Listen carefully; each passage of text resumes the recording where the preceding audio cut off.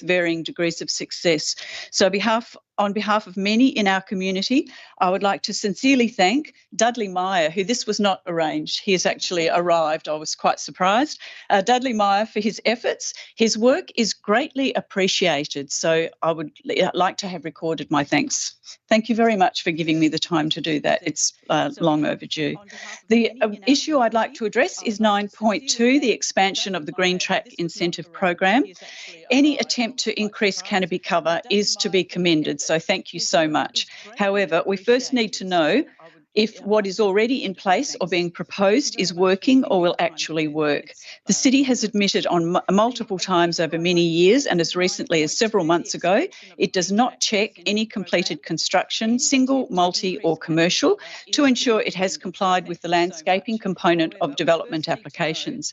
The city relies on the community to remember, often 3 to 5 years after construction, what it has approved, and if anyone doesn't like that or doesn't think it agrees, they have to lodge a complaint. This is widely known by developers, builders and homeowners, and I'm not aware of a finished project that has any landscaping that appeared in the original development application. Apparently this major omission is due to the city's lack of resources. However, the new program takes a step further, fast-tracks the process and gives fee discounts. There's no mention of any type of evaluation, follow-up or measurement to assess if the applicant actually adhered to the agreed plan. The program's wording appears to read like a wish list, hoping everything will be all right, but without any actual assessment of if it does or not. What disincentives in the program are in place if an applicant does not save a significant tree or include plantings or other commitments to revegetation? Why are there no provisions for paying back the original fee, paying a fine and or paying the cost of fast-tracking the original application? Why aren't the funds that are apparently available to support this plan instead used to employ someone to verify that the development applications across the City of Vincent are actually being adhered to? Also, in regard to canopy cover, can the city should remind its staff that it's not acceptable to damage a mature native tree to appease an international communications company and then fabricate a story to try and justify it, nor is it acceptable to destroy and discard a decades-old mature native tree because it's in the way of a staffer's new idea. The City of Vincent has a code of conduct, so can we please remind staff of that? Thank you very much. Thank you. Look, I just thought I'd advise that that item's not going to be discussed tonight. It's been withdrawn for further consideration, but your comments will still appear in the minutes, so that will still be there. Thank you so much. No worries. Thank you. Would anyone else like to address the meeting, please? Remind staff of that. Thank you very much. Thank you. Look, I just thought I'd advise that that item's not going to be discussed tonight. Leslie Flory, 79 Sass Mount Hawthorn. Good evening, Mayor and Councillors. As you're all aware, I have a significant active asset of the City of Vincent, a 900mm stormwater pipe running through my property, which connects to Lake Munga. According to the city's documents, it has been stated the city has not previously had to deal with such an extraordinary matter. Yet another document shows that a senior supervisor is aware of this pipe, however, the city has no record of it. The situation appears to highlight the serious mismanagement, poor record keeping and potentially multiple breaches of the responsibilities under Section 5.41 of the Local Government Act and other relevant regulatory frameworks. At the October Council meeting, I posed several legitimate questions regarding this matter, seeking clarity and accountability. Instead of receiving answers, I was met with a refusal to address any of my questions. Upon raising objections, I received a second refusal with a statement. The CEO approves this council briefing agenda papers, including responses to all public questions. The questions are reasonable in light of the repetitive and often trivial matters being raised, which appears designed to exhaust the resources of the city. This characterisation is not only incorrect, but deeply disrespectful. My questions are neither repetitive nor trivial. They intended to clarify the city's processes, ensure accountability and highlight the significant public interest concerns. As a ratepayer of 40 years, I feel I am being gagged and treated with contempt in regard to this critical matter. This not only affects my property, but potentially over 40 other residents who may not even be aware the stormwater pipes run through their properties. This is undeniably a public interest disclosure issue and it requires urgent attention. The council chambers should be a safe place for myself and all residents to voice their concerns, ask questions and receive transparent answers from administration. This is a foundational to good governance and procedural fairness. Tonight I respectfully pose the following questions. Can the City of Vincent provide evidence of where I have previously asked all the questions raised in the October 2024 meeting? Underground power and stormwater. Is Western Power fully aware of the extent of the city's stormwater problems? Is Western Power fully informed about the location of all stormwater infrastructure, including drainage capacity issues and flooding hotspots? Safety of the underground power. Will underground power lines be installed above or below the city's stormwater pipes? How safe is the underground power in low-lying areas where stormwater infrastructure is failing and deteriorating? How safe is underground power in areas with high water tables, with old deteriorating stormwater pipes and joint, all of which are past their service life? In closing, I reiterate my request for transparency and procedural fairness in addressing these serious concerns. As elected representatives, you are responsible for ensuring that residents can ask questions in this forum without being dismissed and disrespected. I hope my questions and concerns will be treated with the seriousness they deserve. Thank you for your time. Thank you. Hello, could you please state your name and the suburb you're from? Dudley Meyer, Highgate. I won't be here in December, so I wanted to take this opportunity to wish everybody a merry festive season. I think it's close to the 5-week statute of limits, and so I wish you all a merry whatever it is that you're having. The other thing I point out, my birthday is Christmas Day, and it's a little known fact that Christmas babies, as we're called, are Santa's representatives in managing the naughty and nice ledger. You know, good and get the idea. Santa is too busy. They don't have the time. And I use the word they in the non-gender specific and multiple sense. If you do have a bad festive season, it's not my fault. It's just I don't blame the messenger. If you do have a good festive season, I may have gilded the lily. As to next year, I'm not making any threats or promises, but it's something for you to consider. So have a good festive season. Thank you. Thank you very much for that. It's lovely. And by the way, it's not too early for Christmas because I can confirm I'm already handing out the Spirit of Christmas awards in the primary school. So clearly Christmas is already here and is upon us. Okay, so there being no further questions, I close public question time at 6:09. Okay, Governance Coordinator, could you please advise whether any written statements have been received? Because I can confirm I'm already handing out. No, there have been no written statements, and we have received three written questions from Dudley Meyer of Highgate. None of those items are up for consideration this evening.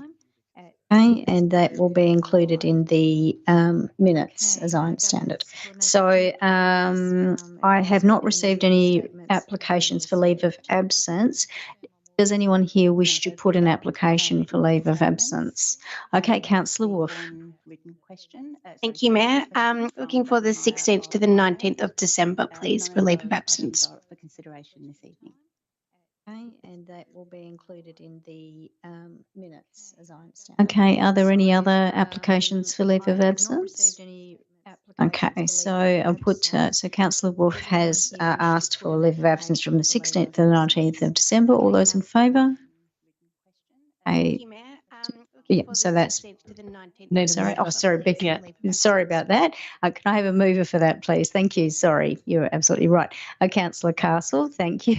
All those in favour? Are there any other applications? Okay, that's passed. I don't think we need a seconder for that. I think it's just a procedural. So, yeah, we do. I'm sorry, I'm having a moment. Okay, So I'm just going to go back to this. Mover is Councillor Castle. Seconder is... I'm going to give that one to Councillor Wallace. So seconded Councillor Wallace. All those in favour? Okay, thank you very much. That's passed unanimously. Okay, so a petition from Thomas Sipp of North Perth containing 6 signatures requesting that Council not progress with the current design of the Norfolk Neighbourhood Safe Street. A copy of the full petition will be contained in the minutes of the meeting. So clause 2.24, petitions in the City of Vincent Meeting Procedures Local Law provides the following options for Council on the receipt of a petition. 1, we will confine the presentation to the reading of the petition, which I have just done. 2, and the only motions that can be considered are A, that the petition be received, or B, that the petition be received and a report be prepared, or C, that the petition be received and be referred to a committee for consideration and report, or D, that the petition be received and be dealt with by the Council. And as this matter is currently open for community consultation, and this can be incorporated within that, I move A, that the petition be received. Is there a mover for that motion? Moved Councillor Castle, seconded Councillor Warner. All those in favour? Okay, so that's carried unanimously. Okay, so now I'll call that the minutes of the ordinary meeting held on the 22nd of October be confirmed. Do we have a mover? That's moved Councillor Wolf, seconder. Seconded Councillor LaFontaine. All those in favour? Okay, so that's carried unanimously. Thank you. So I do want to make some statements tonight. Councillors may have seen the recent announcement from the Perth Festival that the City of Vincent is now partnering with the festival to have the site of the East Perth Power Station become a primary focus for the festival for the next 4 years. I'm very excited about this, and I think it's going to be an extraordinary opportunity, not only because it's going to enable Vincent residents, particularly those residents who live over towards that direction, to easily attend a number of what are going to be the key festival events, but importantly, it's going to provide an invaluable opportunity to showcase this important site as a site for future development. I have had an opportunity as the negotiations with the Perth Festival have unfolded to go onto the site now at several times, and it's even better than I thought it was when you actually go up. It has, of course, been allowed to lapse into a bit of disrepair, but the bones of that building are just extraordinary, and the location is amazing as well. The site's been closed since 1981, but what the festival's going to do is to activate 3 different types of activity on next February. So the first thing is there's going to be a family-friendly and also free alfresco music stage that's going to be out the very front of the power station, between the power station and the river.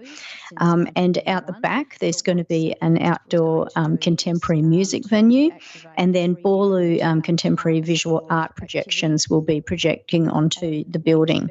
So the front one's going to be called Casa Musica, and that's intended to be the real showpiece for the festival.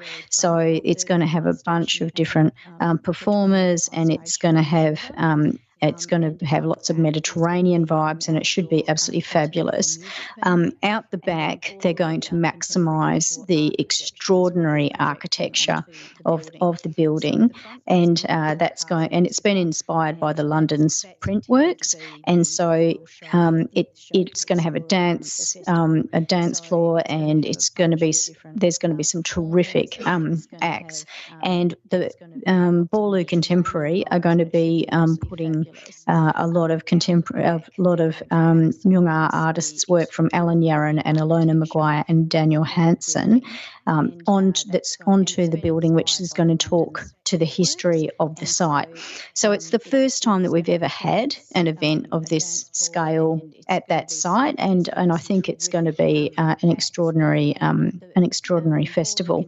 So the City of Vincent has played a role. What we've done is we have begun our works on the new public open space, and that's going to be available all year round, so not just for the festival. It'll be ongoing, so people will be able to use that space, and there'll be a platform where we will be able to have our own events out there as well. So it's something that we'll be able to continue to use. And what I'm really hoping is that by bringing people to that site, what it's going to do is allow people to actually think about the opportunities that site can actually present. Now, no one's going to be able to go into the building. There's still significant contamination from asbestos in there. But what I'm hoping is that ideally we'll get pressure on government, or either federal or state, or some wealthy philanthropists who might want to consider themselves as patron of the arts, to look at creating a permanent cultural precinct there. So I really am hoping that people are going to see what the possibilities are for the site, and that over the next 4 years we might even start getting some undertakings from people to make it even bigger and better.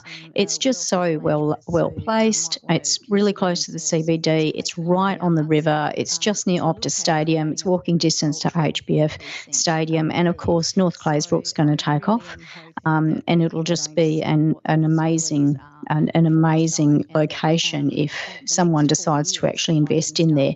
Also, the City of Vincent has our jetty down there, and I can imagine ferries coming across to that space as well.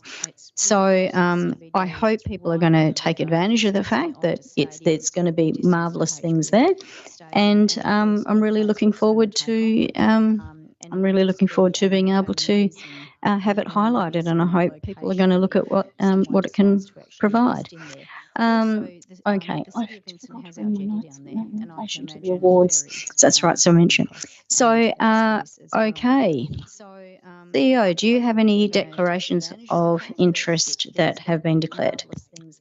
Through you, Mayor Zimmermann, no, none for this evening. I'm really looking forward to being able to. Does anyone here wish to note any declarations of interest? Okay.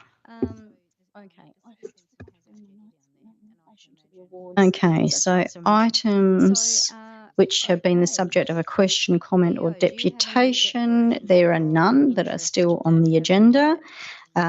We do have items which require an absolute majority decision, so that's 11.5 and 11.6. Okay. So, Councillor Warner, are there any items that you wish to discuss that are still on the agenda? Councillor Wallace. Councillor LaFontaine. 13.1. Thank you, Mayor.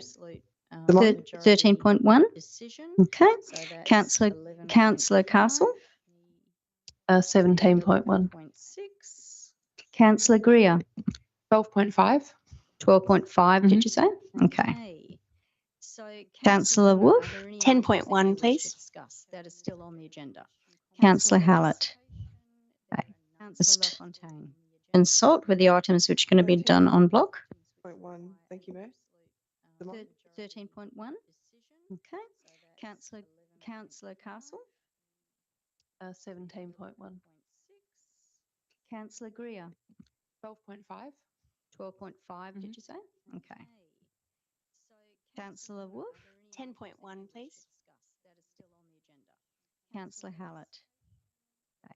Just consult with the items which are going to be done on block. 13.1. Thank you, Mayor. 13.1. Okay. Councillor Castle. 17.1. Councillor Greer. 12.5. 12.5, did you say? Okay. Councillor Wolf. 10.1, please. Councillor Hallett. Okay. Just consult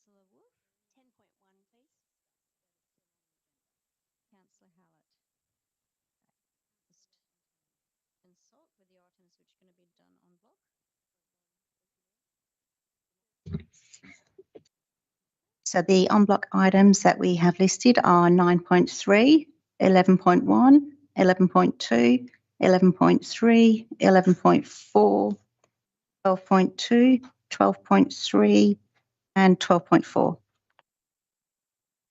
Okay, so the proposal is that those items be passed en bloc. Is any moved by Councillor Hallett, seconded Councillor Castle. All those in favour?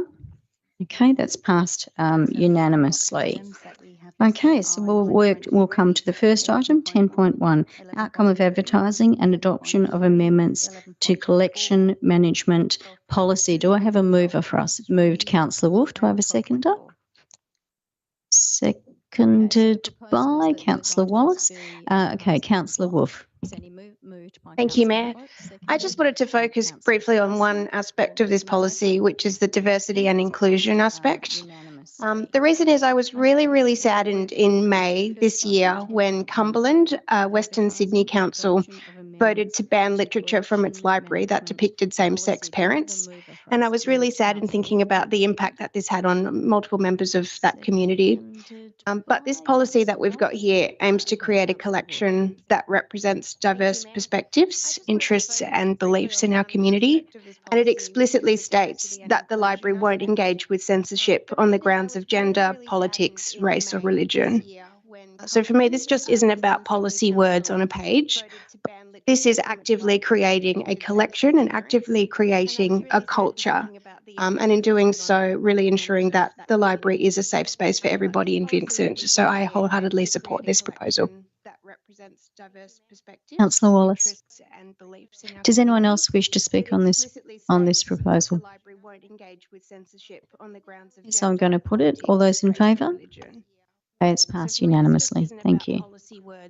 Okay, so the next item is 11.5, Budget Amendments 2024-25. It requires an absolute majority decision. Is there a mover for this proposal? Councillor Wallace. Moved Councillor Castle. Do I have a seconder? Seconded Councillor LaFontaine. Councillor Castle, do you wish to speak to this? Thank you, Mayor. Just very briefly to support the officer recommendation. I understand this is part of the process in dealing with carry forwards and is the first step towards our mid-year budget review in the early part of next year. So happy to support. Councillor LaFontaine, do you wish to speak? Does anyone else wish to speak to this item? I'm going to put this item. All those in favour? Okay, that's unanimous. It's also an absolute majority. Thank you very much. So now I move to 11.6, Annual Report 2023-24. An absolute majority decision is required. So do I have a mover for this? Moved Councillor Wolf, seconded Councillor Castle. Councillor Wolf, do you wish to speak to this item? Thank you. Just briefly to acknowledge that this work is really a testament to the hard work of our staff, the engagement of our community and the collective effort of our council. Over the past year, we've made really great strides in delivering infrastructure, bringing the community together at events, planning for the future needs of our population, and advancing various initiatives to protect trees and the environment, amongst a plethora of other things. And none of this would be possible without the dedication and the expertise of our team here at the city. So I want to thank them for the work that they've done throughout the year, and also acknowledge the effort that has gone into preparing the report. Thank you so much, and look forward to building on the achievements in this report in the coming year. Councillor Castle. Thank you, Mayor. I would agree with those comments, and just wanted to add that when you're looking through a report like this, it really strikes you just how busy this city is. We are a pretty small local government, and we have some extremely major large projects that we're dealing with all at once. And I think it really hits home when you see it collected together in an annual report. So I certainly would commend administration for the amount of work that they are putting in on these huge projects and on all the day-to-day business as usual projects that we have going on, and looking forward to another busy year for the council. really strikes you just I'd like to make a comment. This is obviously my first annual report with the City of Vincent as the Mayor, and I would like to acknowledge the outgoing Mayor, Councillor Emma Cole. I want to acknowledge the hard work that she put in the 6 years that she was Mayor, and how grateful I am that coming in as Mayor, I inherited what I term a pretty steady ship. Other mayors sometimes come into roles and they have to clean up a plethora of messes. And in this instance, that didn't happen. And I was very grateful for the handover which was received. And I think that the City of Vincent is a marvellous council, and that is in no small measure because of the previous mayors that have gone before. And I'm very grateful for that and for the work that she did. So I just wanted to acknowledge that. Would anyone else like to make any comments in relation to the annual report? Okay, Councillor Wolf, do you have any further comments? Okay, all those in favour? Okay, that's passed unanimously. Thank you. Okay, so now we move on to 12.5, Dorrien Gardens Precinct, State Funding Submission. Councillor Greer, were you moving that particular proposal? Is there a seconder? Seconded by Councillor Castle. Councillor Greer. Excellent. Thank you, Mayor Xamon. Just have a few questions, but just to start, I certainly support the need to improve the Dorrien Gardens precinct and support the high-level concept that's been presented. I think there's a real opportunity to build a sense of community and identity in a part of our city that has a rich history. I understand it's a concept level and we've got to start somewhere, and it would be so great to have state and federal government investment in the project. I just had a few questions. I understand that there's no cost to the city in terms of funding the project, but there would be operational costs. I was just wondering if we had a ballpark or an indication or a consideration of the scale of those costs. Yes, through the Mayor, we've estimated about $100,000 for the next few years, legal costs and those kinds of things, and then that would reduce to nil from there. Thank you. And I just wanted to confirm, obviously it's a very exciting project with a lot of support from parts of the community, but has there been any community consultation done on the kind of immediate residents around the project? Through the Mayor, no, there hasn't been any consultation done to this point. There would be consultation done as part of the development of the detailed design once, if a grant is successful. But at this point, there hasn't been time. Perth Soccer Club have come to us a few months ago and put this proposal together. And we made it clear that consultation would be required, as particularly with the City of Vincent and the neighbours in relation to the design. Excellent. Thank you so much. It's great to know there will be that requirement for community consultation. And just a question relating to the opportunity that was in our local development plan would allow for quite a lot of height on that site, just so that we could potentially get quite a lot of homes on quite a busy a main street, which is one of our goals, get people living on roads like Fitzgerald Street. And I was just wondering if administration had any comment on my understanding is the proposal is not to that height, and how this proposal might impact our goals of getting more people to live close to main roads like Fitzgerald Street. Through the Mayor, that's certainly an issue that has been raised with the Italian Club in particular, because that's the site you're referring to. They're proposing a two-storey replacement of their existing building. It's just on the one portion of the Italian Club site, which would free up the rest of the Italian Club site to be redeveloped. So that's one aspect of the proposal. The other aspect is that the northern and southern ends of the Fitzgerald Street car park would have the opportunity to be redeveloped for residential use and affordable housing, potentially in conjunction with the Department of Communities. They've got a current development that is aged and end of life on the southern end. So there is the potential for more housing to be delivered as part of this project than would otherwise have been delivered under the local development plan currently. northern and southern ends. Thank you. So yeah, happy to support the officer recommendation, but I think it's very important that we make sure there is a good opportunity for community consultation if the funding application was successful, and that the proponents are up for reviewing what is proposed to make sure it meets the needs of the broader community, particularly around housing, trees and the general amenity of the area. Thank you. Councillor Castle, is there anything you'd like to say? Thank you, Mayor. Yes, I'd agree with Councillor Greer's comments about consultation. I am happy to support, but I'm noting that this is really an early stage of this process and there is still a lot of detailed design and consultation and more detail for the city to understand before we get to those sort of final approval stages. I do have a question around ongoing cost. Although the city has estimated some costs for the actual process of seeing this development through, the end result will be assets that the city owns and needs to maintain. Has there been any estimations of what that looks like into the future, given that there's quite large infrastructure that will need maintenance for 20, 30, 50 years? Yes, through the Mayor, that is another issue that will need to be worked through in detail once the detailed design is completed. The soccer club is very clear that as in their current lease, where they're responsible for all maintenance, they will also need to be responsible for all maintenance on this site, unless the City of Vincent comes up with another arrangement with them,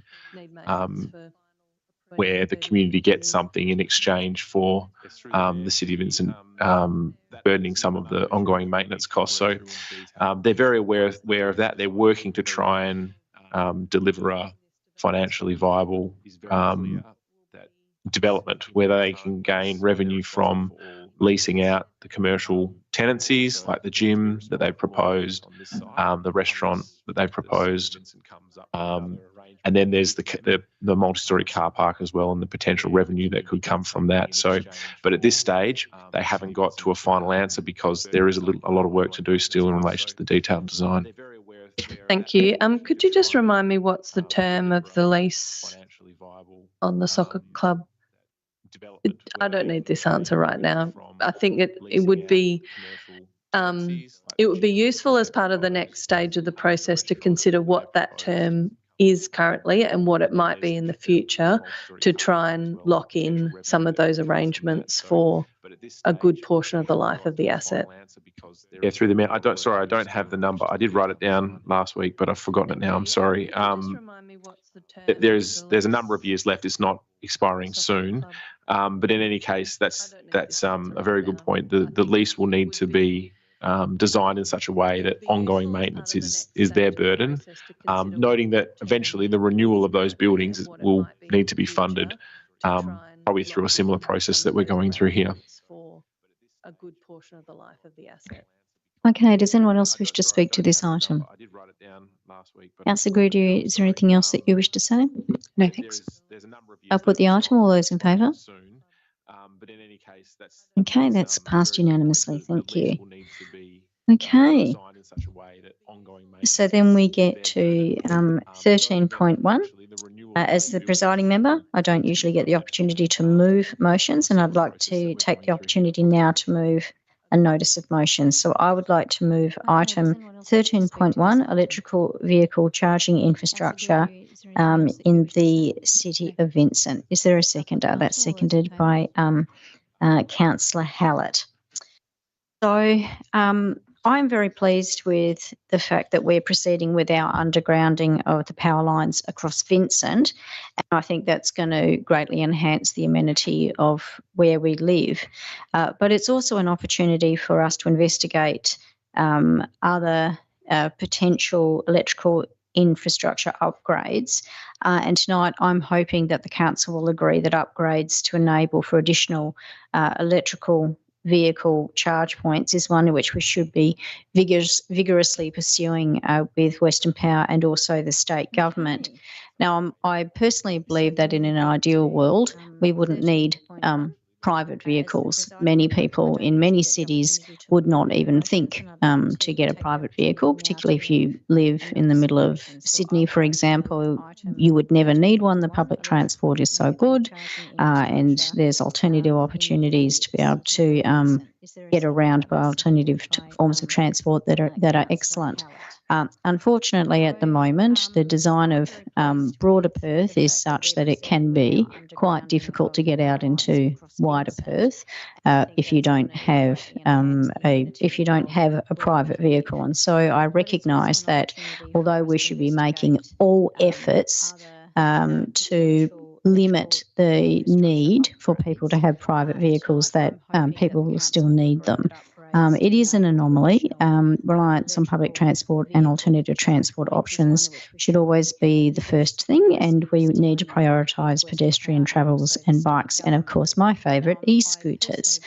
But if you do need a private car, we do want to encourage people to have a greater uptake of e-vehicles.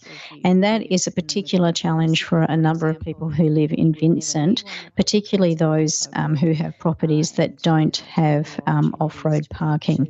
So what it means is that people will either choose not to buy an e-vehicle, or they're making do by putting extension cords across their verges and across their pathways. That's a huge problem. It's a trip hazard, particularly for people with a disability, but it's also an electrical hazard. It's not something that we want to be encouraging at all. Now, Vincent has, of course, been investing in installing fast chargers, and that's at key parking sites, and that's good, and we are going to be continuing to do that.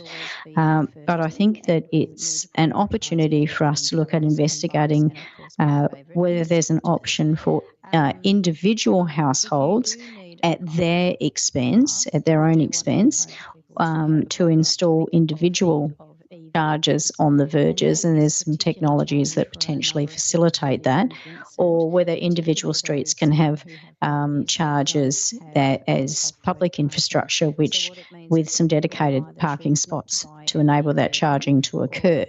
What we do know is that EV ownership is growing, both electric and hybrid, are now about a quarter of the market of new car sales, and this means that we do need to ensure that we've got reliable and accessible charging infrastructure.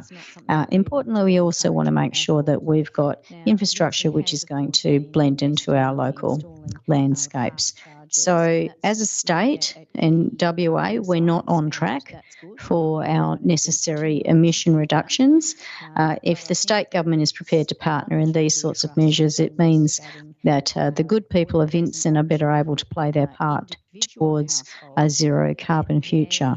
So I am aware that over the past few years, the issue of individual EV chargers for residents without driveways has been raised by Councillor Hallett and also by former Councillor Dan Loden.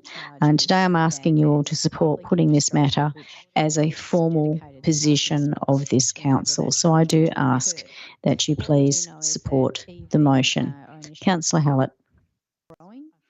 Thank you. I guess not much to add. Just to echo that this is one part of the puzzle of transformation of our transport system. And I think, you know, the mass transit and nearly free electric transit and mid-tier level transit is really important part of the picture.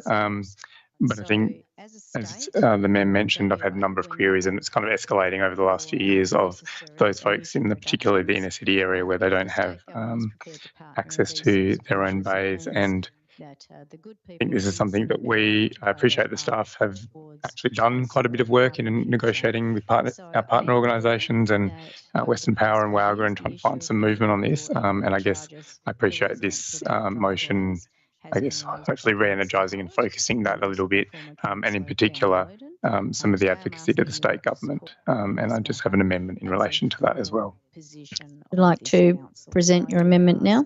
That you please support the if there's no other comments at the moment. Yep, no, because I'm. Yeah. I guess not much to add. We'll have other people comment, and then we'll move your amendment. In that case, does anyone else wish to comment on this? Councillor LaFontaine. Thank you, Ms. Amon.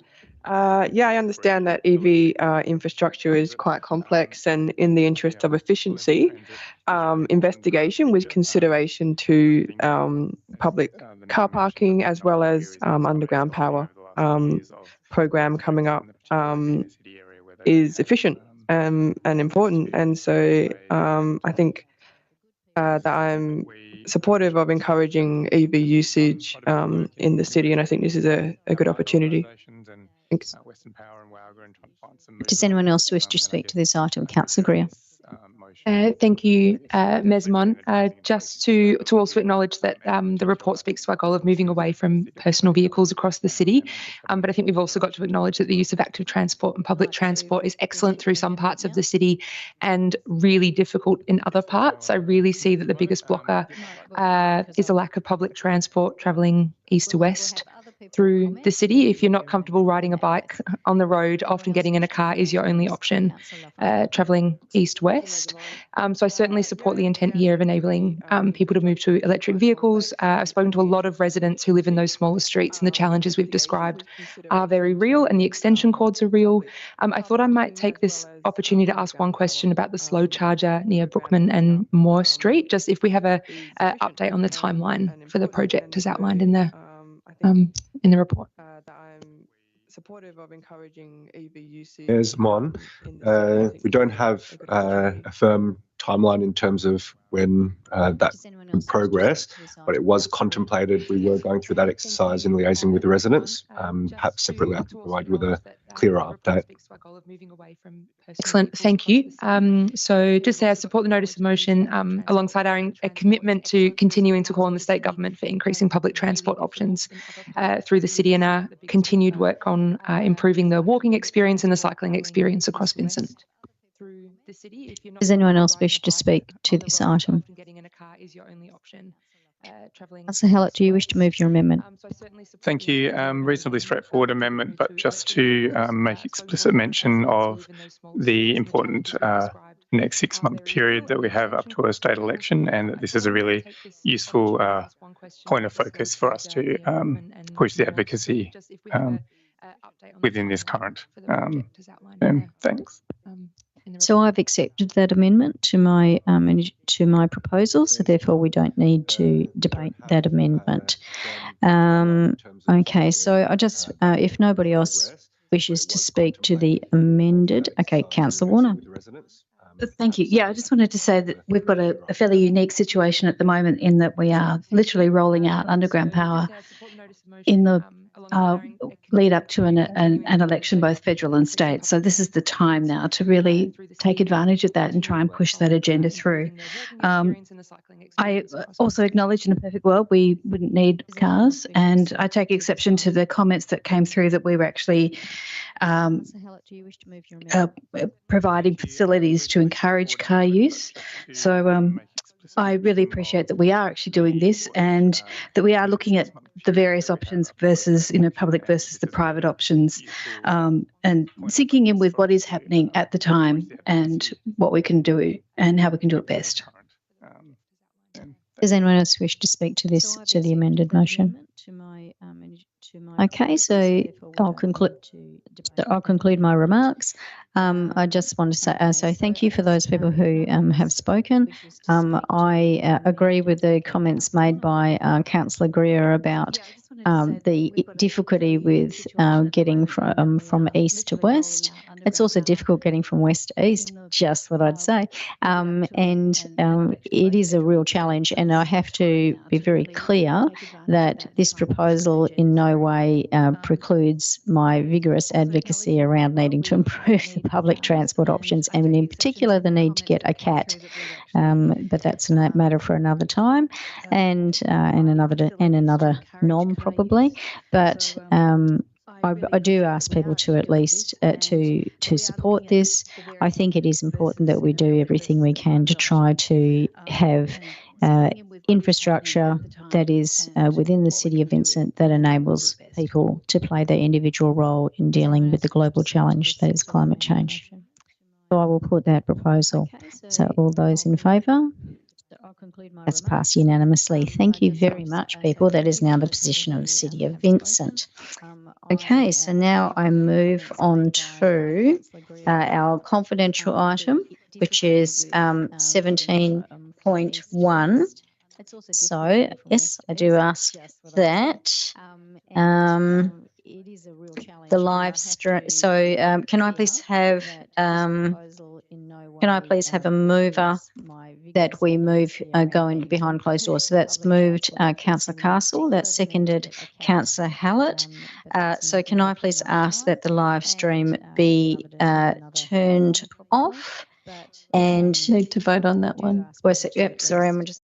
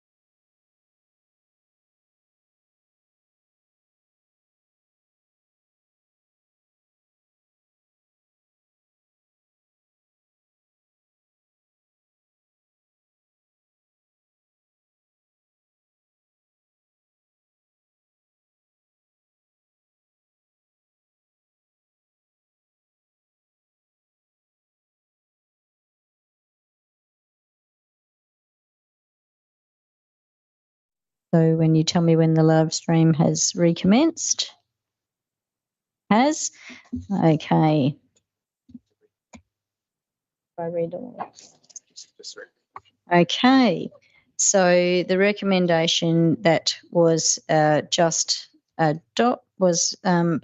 is that council, pursuant to section 5.372 of the Local Government Act 1995, accepts the recommendation of the Chief Executive Officer to employ the preferred candidate, Mr. Rhys Taylor, as the City's Executive Director of Community and Business Services on a 5-year contract of employment subject to the terms and conditions as determined by the Chief Executive Officer. So there being no further business to conduct, I thank those in attendance and on the live stream, and we've already done it, and close the meeting at 6:52. Wendy, you can